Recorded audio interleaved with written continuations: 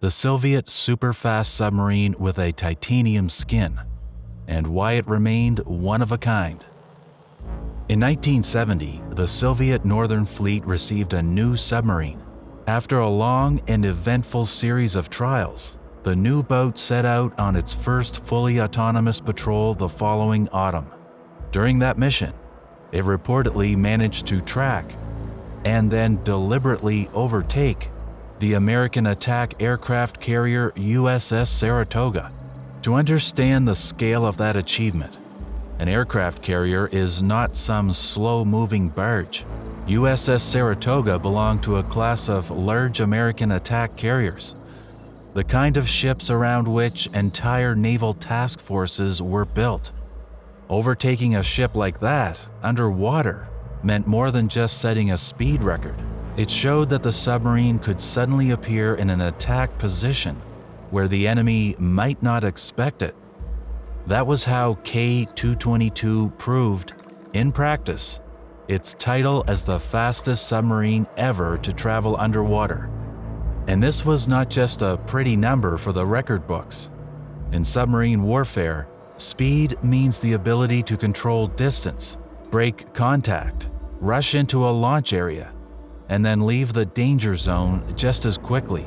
For a boat designed to hunt aircraft carrier groups, that was one of the most important qualities it could have, which raises an obvious question.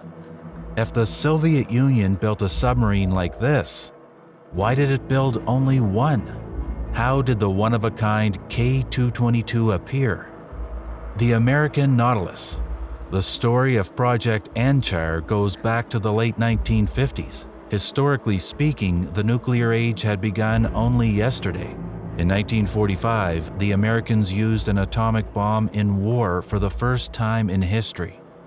In 1951, the Soviet Union launched its first nuclear power plant in Obninsk.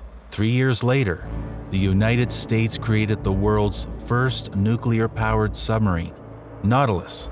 And in 1957, the Soviet Union built the first nuclear-powered surface vessel in history, the icebreaker Lenin. At the same time, on both sides of the Iron Curtain, engineers were trying to put nuclear reactors into almost anything that could drive, fly, or float. The reason was simple. A nuclear reactor promised almost fantastic autonomy. For a submarine, that meant the ability to remain submerged for weeks, avoid dependence on air for its engines, and operate in places where a diesel-electric submarine had to conserve battery power and eventually come closer to the surface. In those heroic years, nuclear panic and nuclear euphoria were tightly intertwined. The Soviet K-3. Of course, interest in nuclear power plants, even for civilian projects, was not just idle curiosity. Like any young technology, nuclear energy was developing at a tremendous pace, and the fact that diesel-electric submarines would, in the foreseeable future, give way almost completely to nuclear ones was obvious to scientists and military planners around the world. The first Soviet nuclear submarine was K-3 Leninsky Komsomol, launched in 1958. For a first attempt, it turned out quite well, but progress was moving at the speed of a kangaroo on fire. Falling behind was not an option.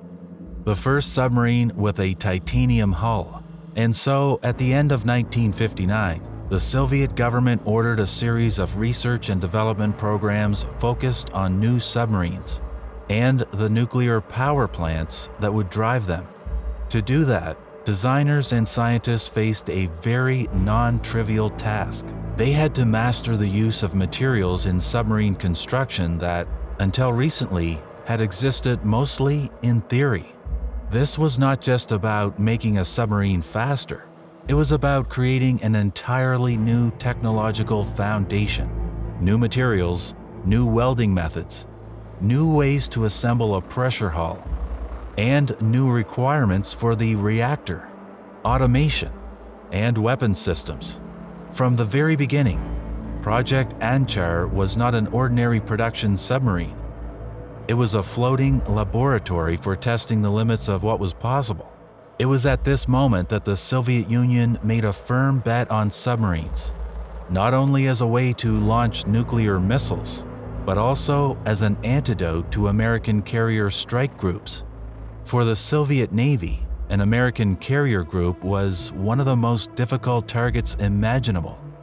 It was not just a single ship, it was a moving fortress.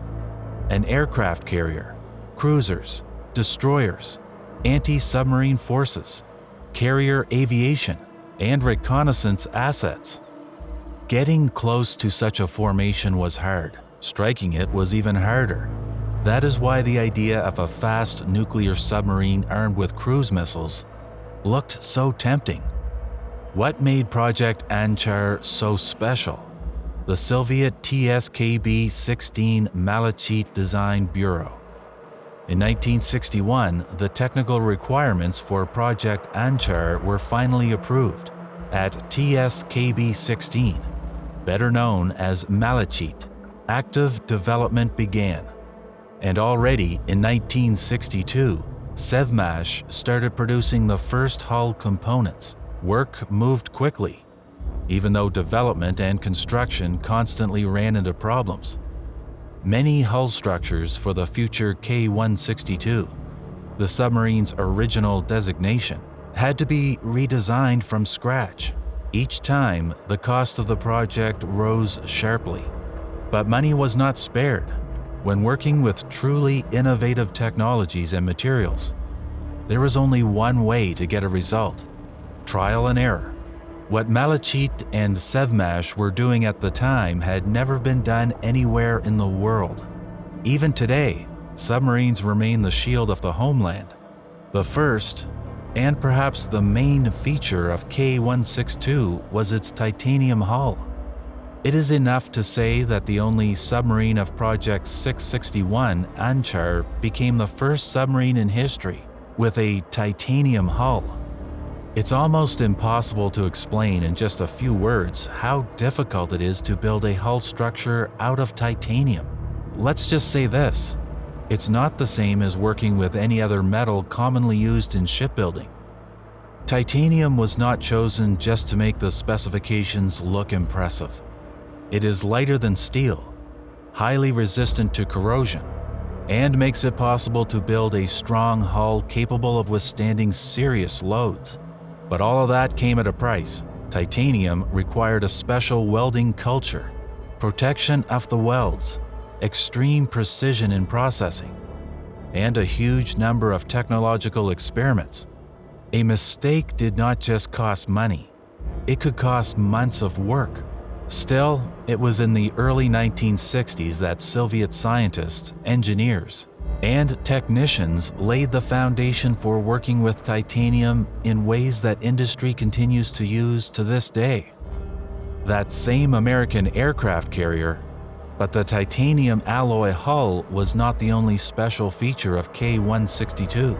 The submarine received advanced equipment developed and produced with the involvement of at least 400 enterprises across the country. It had a new generation nuclear power plant. And K-162 also became the first submarine capable of launching cruise missiles while submerged. That was a crucial point. If a submarine does not need to surface to fire, it stays hidden and dangerous for longer. For hunting carrier groups, this mattered especially.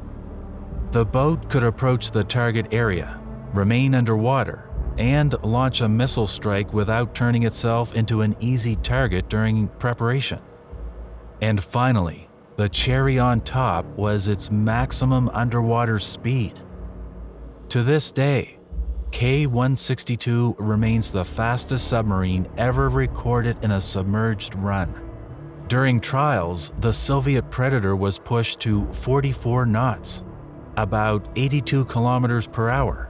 For comparison, the maximum speed of the USS Saratoga aircraft carrier mentioned earlier was around 35 knots. But record-breaking speed had a downside. At those speeds, the submarine became far too noisy, and in underwater warfare, Noise is almost a mortal sin. The louder a submarine is, the easier it becomes to detect with sonar. In other words, K-162 could race underwater faster than anything else. But stealth, the most important quality of any submarine, inevitably suffered. Why did the Soviet Union refuse to build more of them? The Skat submarine, a direct descendant. First of all, because K-162, later renamed K-222, was a one-off machine from the very beginning. It was a pioneer project. Its main task was to lay the groundwork for future generations of nuclear-powered cruise missile submarines. Machines like this are rarely built only for routine service. They are built to test the limits of what is possible, how fast a nuclear submarine can go, how a titanium hull behaves, whether cruise missiles can be launched reliably from underwater, and whether industry is ready for technologies like these. In that sense, K-222 was not a failure. It was an expensive ticket into the future. The solutions tested by Soviet specialists on K-222 are still reflected, in one form or another, in later designs, even though technology has, of course, moved much further since then. At the same time, as an independent combat unit, K-222 was far from perfect. Yes, it set records, but it also had serious drawbacks, especially its excessive noise. And then there was the cost. There was a reason the submarine was nicknamed the Golden Fish. Titanium, unconventional engineering, complicated production, and constant redesigns made it far too expensive for mass construction.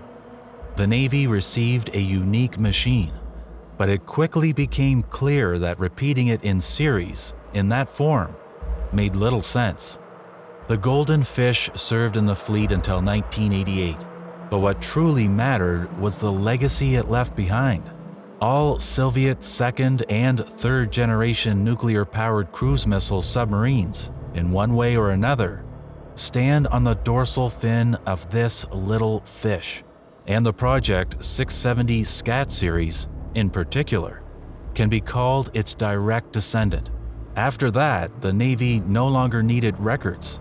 It needed more balanced submarines, quieter, cheaper, more reliable, and better suited for regular service.